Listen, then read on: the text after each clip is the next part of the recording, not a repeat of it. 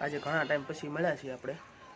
તો અવાજમાં તમને લાગતું રહી છે કે થોડું ઘણું ફેર છે, પણ અત્યારે તબિયત થોડીક ખરાબ છે, એટલે શરદીને ઉધરસ ને એવું થઈ ગયું છે.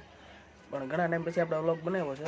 તો આજે એક તમને વસ્તુ દેખાડવાનું છે કે આપણે DJIનું ગિમ્બલ લીધું હતું. કેટલા ટાઈમ પછી તમને દેખાડવાનું બાકી હતું, તો આજે અનબોક્સિંગ એનું કરી દેવી.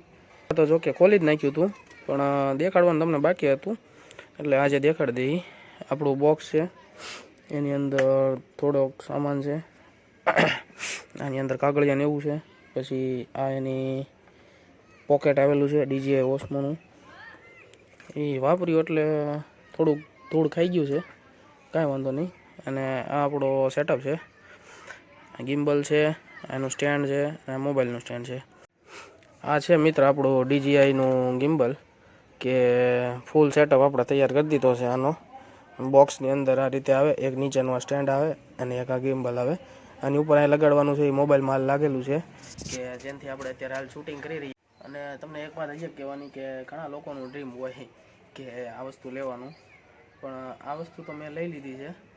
હજી એક છે એ હવે થોડાક જ સમયમાં આપણે લેવાનું છે.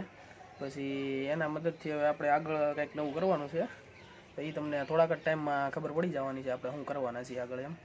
તો હવે એક આ DJIનું ગિમ્બલ લીધું છે, તો આનાથી તમને થોડાક શોર્ટ બતાવી દઈ સિનેમેટિક, કે આનાથી શું થાય છે અને આ શું કામ મેં લીધું છે. તો જુઓ તમે હવે સિનેમેટિક શોર્ટ થોડાક.